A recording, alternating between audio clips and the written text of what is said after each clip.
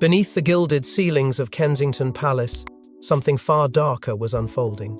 Prince Louis, the youngest symbol of hope for a new era, had unknowingly become the center of a chilling whisper campaign. But behind the palace doors, Princess Anne sensed something was wrong, deeply wrong. What she uncovered sent shivers down her spine and tears to her eyes.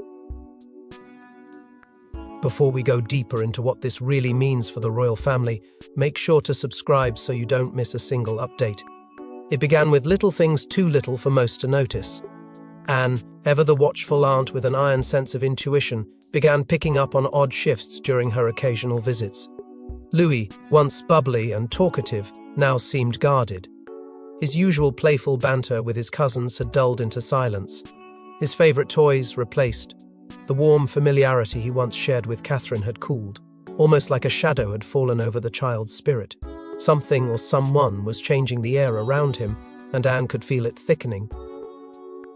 What deeply unsettled her were the staff changes. Without ceremony or explanation, key figures who had long watched over the children began vanishing. Nannies with years of loyalty, playroom guards who had grown to know the children's every cry, were replaced with individuals Anne had never seen. She questioned it discreetly, but met cold deflections and vague justifications. Why the sudden reshuffling around one of the most carefully protected children in the kingdom? The answers weren't offered freely, but whispers began to surface. Whispers about preparation, about reshaping his presence for the future. The phrase future shaping came up more than once behind palace doors. But what did it mean, reshaping Louis into whom? And for what purpose? The phrase felt rehearsed, like part of a playbook, and the more Anne heard it, the more she felt something deliberate, even dangerous, was underway. Her fears were confirmed when she saw it with her own eyes. A supposed casual visit found her face-to-face with Louis during a quiet playdate, but the boy wasn't playing. He sat alone, hands clasped tightly around a single wooden toy, eyes vacant, distant. When she gently called his name, he looked up startled, confused, and heartbreakingly unsure. This wasn't the same child she remembered. Something was being taken from him, not in body, but in essence. Anne walked away from that visit shaken to her core. It was no longer a question of oddity, it was intervention. Camilla's name came up again and again, not in overt instruction, but in subtle shifts. Closed-door conversations, hand-picked advisors, and soft suggestions disguised as strategy. There was a thread weaving through it all, a pattern no one else dared follow but Anne would, because something sinister had embedded itself within the palace routine, hiding behind routine meetings and polished smiles. What began as maternal instinct soon spiraled into a race against time because Anne's quiet probing would uncover a strategy far more sinister than anyone could have imagined. What if the child meant to carry the legacy was being deliberately diverted? Documents hidden within dusty filing drawers and whispers from dismissed staff pointed to a covert operation led not by enemies of the crown, but by someone shockingly close to the throne, Camilla. Anne's suspicions were no longer abstract. They were grounded, chilling, and now inked into the pages of a confidential memo that had been buried under layers of bureaucracy. It had been misfiled or hidden within the Royal Child Development Archive, a place only senior family members and trusted aides could access. The memo spoke in coded language, yet its intent was unmistakable. Early molding of public image to secure future placement within strategic narratives. But the name attached to the subject wasn't William. It wasn't even George. It was Louis. And a signature authorizing the initiative? A senior member of Camilla's communications team. That revelation detonated Anne's doubts into alarm. She thought back to the former nanny who had once cared for Louis like a second mother. Her departure had seemed abrupt, even cold. But no one questioned it until Anne tracked her down. What the woman shared left Anne speechless. I raised concerns, she confessed, about how I was being told to shift his emotional attachments, how I was asked to reinforce a new maternal figure in subtle ways. When Anne pressed further, the nanny's voice cracked. They wanted me to blur the lines. It didn't feel like care, it felt like programming, but it wasn't just voices. Actions began to confirm the pattern. Camilla's private secretary, long known for running interference between the Queen Consort and the press, had been making quiet but frequent visits to the nursery wing. Never announced, never logged, yet always timed when Catherine was away or occupied. When Anne confronted one of the senior aides about these meetings, the response was vague, but telling: the Queen Consort simply wishes to ensure all future public appearances are consistent. Consistency. That word kept surfacing like a refrain in a well-rehearsed performance. As Anne continued her quiet investigation, she uncovered a troubling inconsistency in Louis's behavioral assessments from palace experts. The older files painted a picture of a confident, exuberant child. Recent reports, however, described him as increasingly reserved, susceptible to influence, and highly responsive to approval from newly introduced figures. Someone W as molding him and doing it well. Too well. And then came the media shift. A quiet campaign had begun presenting Camilla in a softer, more nurturing light. Commentators subtly suggesting that Louis shared a rare and touching bond with his step-grandmother. That narrative didn't come out of nowhere. It was seeded, crafted, and amplified through outlets known to be aligned with Camilla's long-standing media allies. Anne saw through it all. The grooming wasn't just emotional, it was public, a methodical shaping of perception that would be near impossible to reverse once rooted in the public psyche. The pieces fit together like shards of a mirror, each one jagged, each one reflecting a reality Anne could no longer ignore. Louis wasn't just being guided, he was being redirected, and not toward his mother or his future as part of William's legacy, but toward a structure Camilla was building in the shadows. Anne had witnessed manipulation before, but never this calculated, never this close to a child. The game being played was far bigger than she feared. But as Anne delved deeper, the threads didn't just lead to Camilla's advisors, they led to a concealed chamber of power plays Anne had never dared to confront before. While the world watched the royal family wave from balconies, a different monarchy was quietly forming behind velvet curtains. Anne uncovered the existence of an informal council, Camilla's inner ring, positioned not to serve the monarchy, but to reshape it, one heir at a time. The deeper Anne dug, the more she realized this wasn't a series of isolated choices.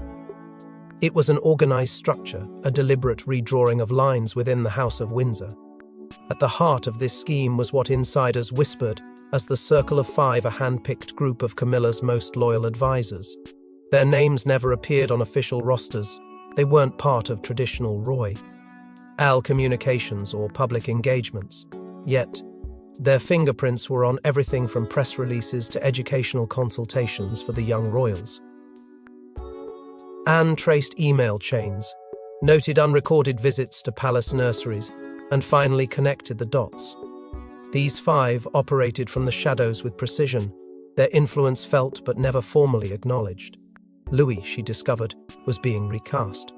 The press had begun portraying him not as a prince molded in his mother's warmth, but as an autonomous, precocious figure, independent, they wrote, bold and unconventionally raised. The phrasing was no accident. It was a narrative carefully curated by Camilla's inner circle, fed through favored journalists who had long benefited from privileged access. The subtle implication was that Catherine was more ceremonial than central, in her youngest child's development, a distortion that sent chills through Anne's spine. Then came the consultants. Anne was startled to learn that private tutors had been appointed, ones not cleared through the usual vetting channels. The curriculum they followed emphasized a heritage that closely mirrored Camilla's upbringing, traditional, yet focused on service through charm rather than duty. There was no emphasis on the deep royal legacy passed down from Elizabeth or Diana. Instead, a new ideology was being woven into Louis's daily lessons, cloaked in the language of modern royalty, but absent the values of his immediate lineage. The intent wasn't education, it was indoctrination. But what broke Anne's composure entirely was a conversation she overheard during a closed-door gathering of senior aides. She hadn't meant to eavesdrop, but the words stopped her cold. One advisor, speaking low but certain, said, "The goal is to gradually loosen maternal ties. Too much reliance on Catherine would slow the transition. He needs to bond upward. Not to his father, not to the institution, but to Camilla."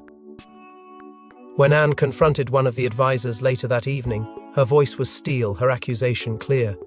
"You're replacing his family with a framework," she said. The advisor didn't deny it. With a cold, calculated calm, he responded, "We're modernizing."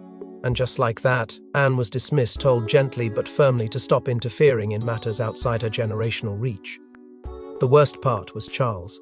His silence, his refusal to intervene. Whether out of fear, weariness, or a desperate desire to keep the peace, he allowed the web to thicken. Every step Anne took was met with resistance, not from enemies of the crown, but from within its very core.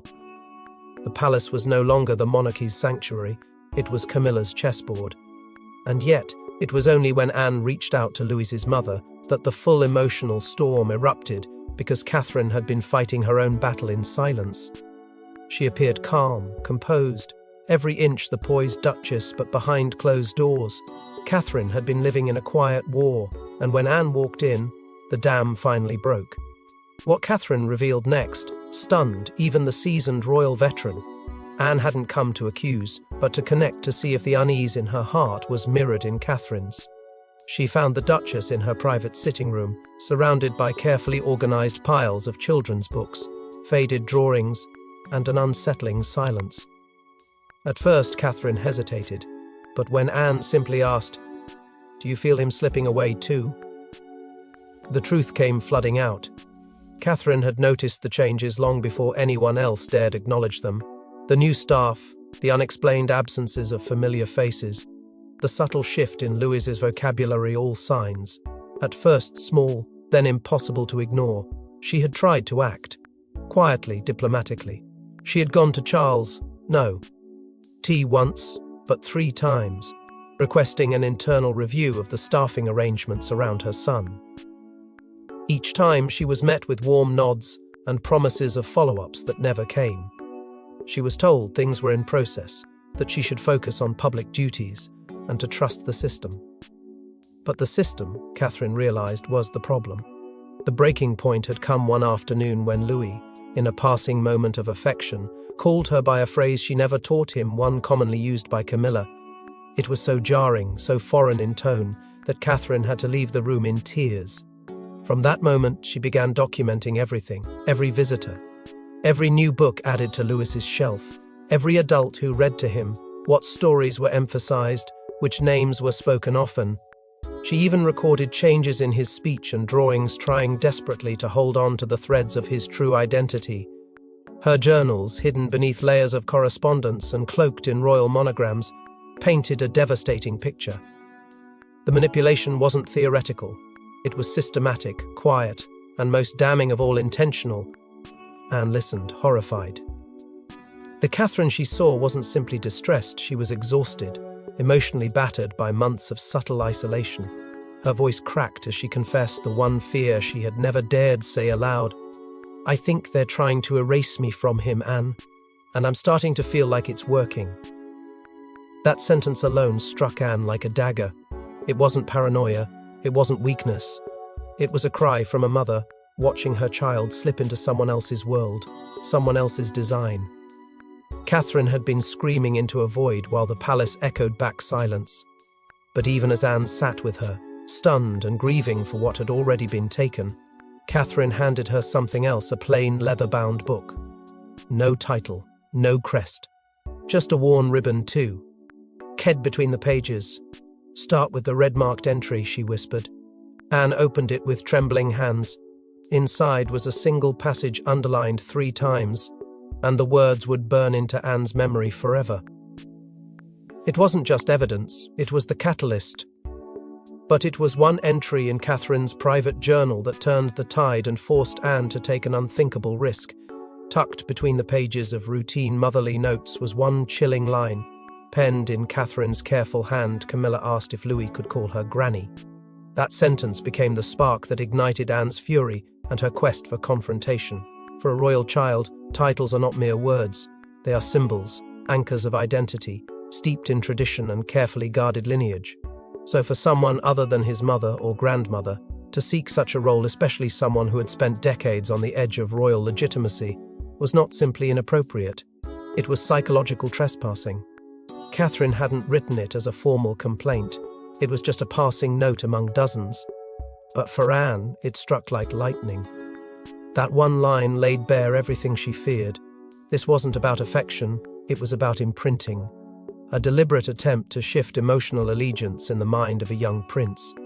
To rewrite who nurtured him, who shaped him, who held the maternal thread of his development. And in that moment, Anne knew silence was no longer an option. She didn't hesitate. Clutching the journal page, she walked straight to the private chambers of King Charles. There were no appointments, no diplomatic soft landings. She arrived with a storm behind her eyes and a fury in her heart. Charles, surprised by her unannounced visit, invited her in with his usual caution. But he wasn't prepared for what she laid before him. Anne didn't ask questions, she made statements. "This is happening under your roof," she declared, placing the journal page gently but firmly on the table between them. "Your grandson is being taught to forget who raised him." Charles read the line once, then again. His face, usually unreadable, trembled slightly. Anne didn't wait for a reaction. She pressed harder, accusing him of complicity through inaction. She spoke of Catherine's fears, Louis's behavioral shifts, and the council Camilla had built in the shadows. "You've allowed her to build a monarchy within a monarchy," she said. "You may not have signed off on it, but you haven't stopped it either." Her voice cracked not from weakness, but from the weight of standing up to a brother who now wore a crown. For a moment, Charles said nothing. He looked not like a king, but like a man trapped between duty and despair. And then, softly, he muttered, "It's too late." Anne froze. What did he mean? Too late to stop it? Too late to reverse what had been done? Or too late for him to choose sides without breaking the fragile structure he had inherited? Whatever the meaning, it shattered Anne's faith in royal unity. The king had given up the fight, and now the burden of action fell squarely on her shoulders. As she left the room, her chest ached with betrayal, but her resolve had never been clearer. She could no longer afford to be the restrained royal, the dutiful sister, or the passive aunt. She had to be something more dangerous, an active shield. Because what was unfolding wasn't just manipulation, it was erasure. And the child at the center of it couldn't defend himself. But Anne wasn't going to wait for approval. She would defy tradition and hierarchy, risking everything to intervene before Louis's identity was rewritten forever. Rules be damned. Anne moved in silence. In the dead of night, with only her most trusted aide, she devised a plan to reclaim what had been stolen, Louis's innocence. But what she didn't know was that Camilla had eyes everywhere, and the queen consort wasn't he about to back down. Anne knew she couldn't go through official channels. The palace was compromised. Protocol would only delay, distract, or worse, alert Camilla. So she relied on something stronger than tradition instinct. Under the pretense of honoring a long-standing family tradition, Anne arranged a quiet countryside weekend with Louis.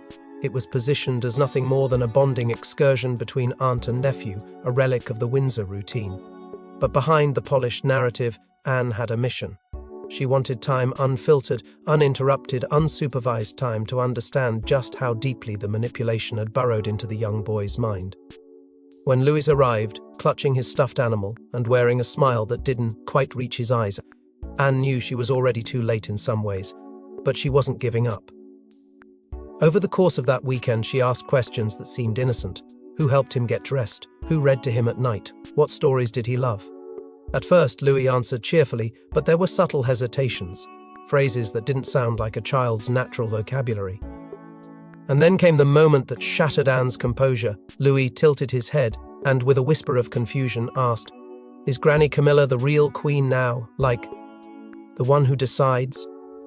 It wasn't defiant, it was sincere. A child trying to reconcile the versions of the world being fed to him. Anne didn't cry, not then. She simply held his hand, her voice steady as she said, "You already have a queen in your heart. Never forget that." But peace was short-lived. The moment the palace discovered the excursion hadn't been cleared through Camilla's office, alarms went off figuratively and politically. Camilla, blindsided and enraged, summoned her aides into a closed-door session and issued demands that were anything but ceremonial. The queen consort viewed this not as a misunderstanding, but as an act of rebellion. And she wasn't wrong. The palace began to split. Aides who had remained neutral began choosing sides. Some whispered support for Anne, grateful someone was finally pushing back. Others cautioned that the consequences could be catastrophic, that Anne's move had created a constitutional mess behind the facade of familial care. The tension reached its peak when Charles made the call. Late in the evening, with the weight of the crown pressing down on every breath, he rang Anne. His voice, usually measured and regal, trembled. "You shouldn't have done this," he began. But he didn't yell. He didn't threaten. He paused, and then quietly added, "I don't know how to fix what she's started." Anne listened, the phone heavy in her hand, her heart sinking. It was confirmation not just of his regret, but of his paralysis. He had lost control, and he knew it. The man who should have stood tallest in this storm was now bending to survive it, and just as Anne prepared to expose Camilla's manipulation to the wider family, a shocking leak to the press flipped the entire narrative upside down. A single headline shattered royal protocol. Princess Anne defies palace to shield Prince Louis. But who leaked the story, and why would plunge the monarchy into a storm of blame, fear, and irreversible fracture? The headline dropped like a bombshell. No warning, no context. Just Anne's name splashed across tabloid front pages with calculated boldness. And not just any outlet, the story had been fed to one of the most aggressive media groups known to favor Camilla's camp. The timing wasn't coincidental. It was an ambush, designed to corner Anne publicly and strip her of the quiet dignity with which she had fought behind the scenes. Now, her rebellion was no longer whispered in tea. It was global, dissected in prime-time news and debated on social platforms. The palace, once tightly controlled in narrative, was suddenly exposed like never before. Public perception pivoted swiftly. At first there was admiration for Anne's courage, but within hours the narrative began to warp. Strategic voices emerged, anonymous quotes suggesting Anne had interfered in parental matters, that her outdated methods threatened unity within the family. These whispers didn't come from outside critics.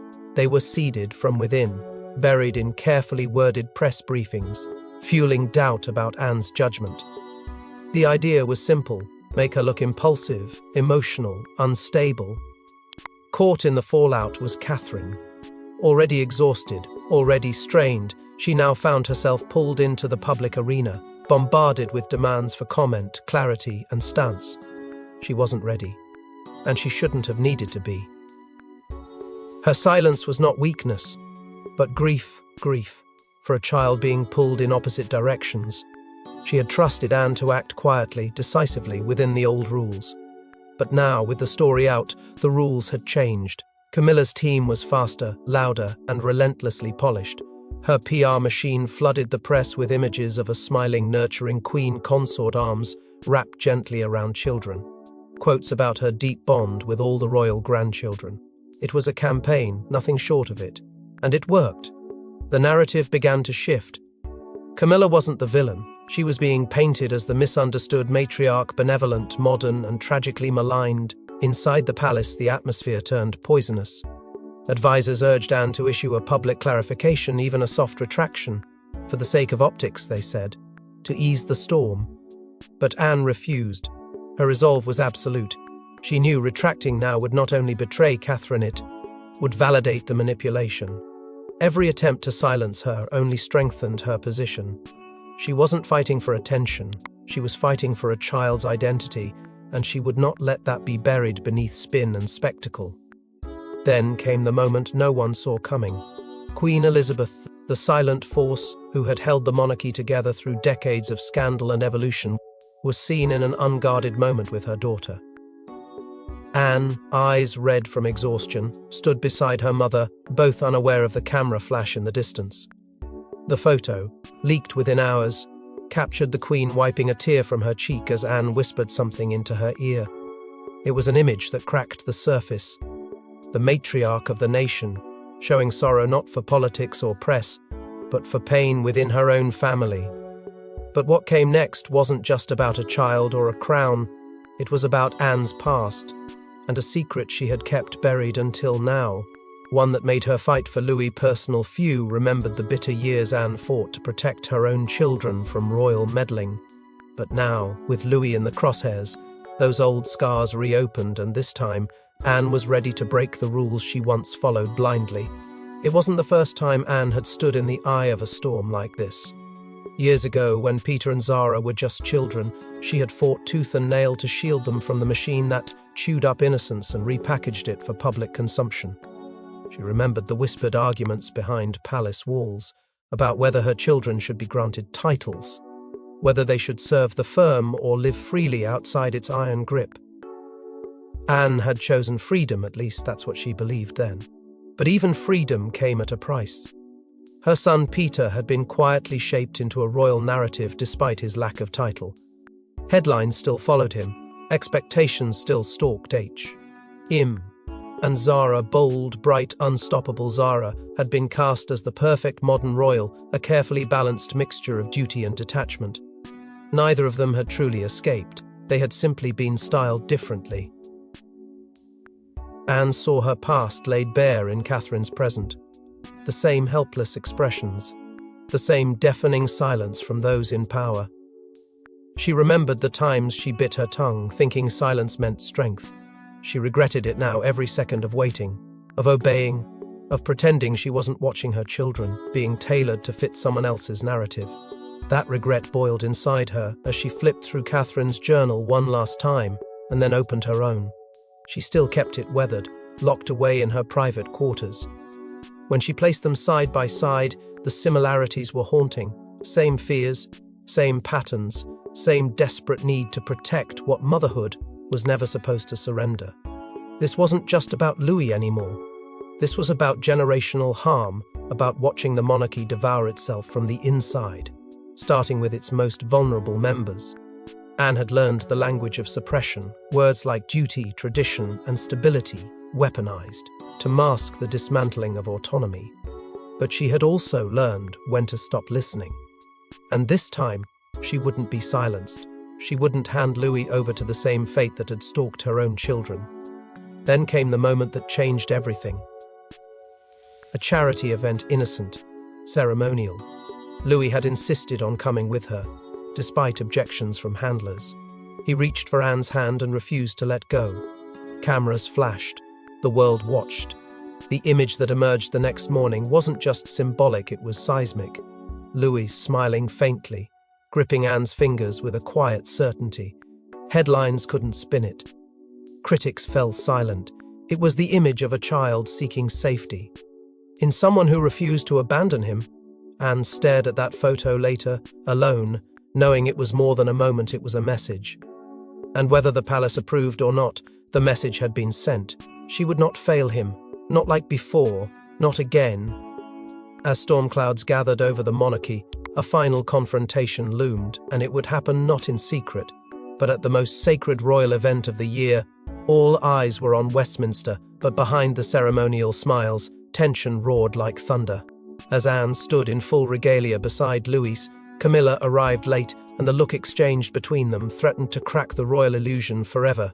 The cathedral echoed with tradition, hymns, and perfectly timed steps, but beneath the grandeur, the monarchy was teetering on a razor's edge. Louis sat between Anne and Catherine, a quiet but defiant positioning that hadn't gone unnoticed. The symbolism wasn't subtle, it was seismic. Camilla, though given her designated seat, was noticeably distant, not just in placement but in presence. The cameras caught it all. The stiff shoulders, the frozen smiles, the empty glances across a family line already split in two. Anne didn't flinch. She kept her gaze locked forward, unyielding, knowing full well the world was watching, but more importantly, so was the palace. Outside, media outlets erupted. Speculation turned to frenzy.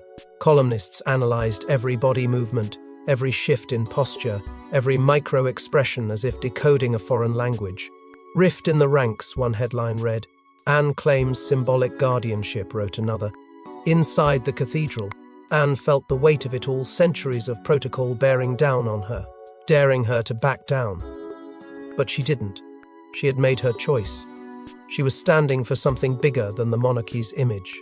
She was standing for a child's future. and she would not blink first, as the serve. Ice reached its midpoint. Camilla passed Anne in a side corridor briefly, but pointedly. With no cameras in sight, Camilla leaned in and whispered with icy precision, "You've made your point, now step back." Anne didn't respond. She didn't need to. Her silence was louder than words. But what followed wasn't silence, it was confrontation. In the antechamber where senior royals gathered privately, Anne turned to face Camilla fully, voice calm but slicing through the air like a blade. "This isn't about winning, Camilla. It's about stopping you from turning him into something he's not. I've seen this happen before. Not again." Camilla, unmoved, simply replied, "You forget your place." But Anne had already decided her place was wherever truth demanded her to stand. Then Charles entered.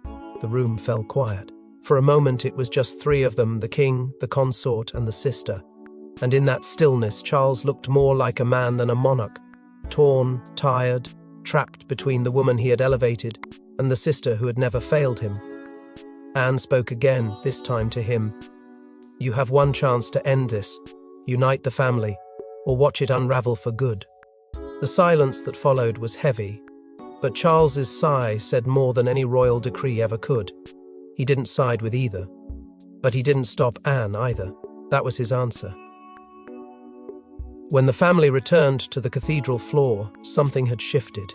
The public saw it. The press confirmed it. Anne was no longer just a royal. She was the protector, the anchor in the storm, the one who didn't just whisper behind palace walls but stood in the light and challenged the very structure she was born into. And as the final hymn played, with Anne wiping a single tear from her cheek while Louis leaned gently against her, the world understood this wasn't a scandal. It was a reckoning. The monarchy survived another day, but the battle scars were now public, and as Anne wiped away tears during the final hymn, the world realized this wasn't just a royal drama. It was a mother's war for truth. Thanks for watching. Please don't forget to like and subscribe, and we will see you in next one.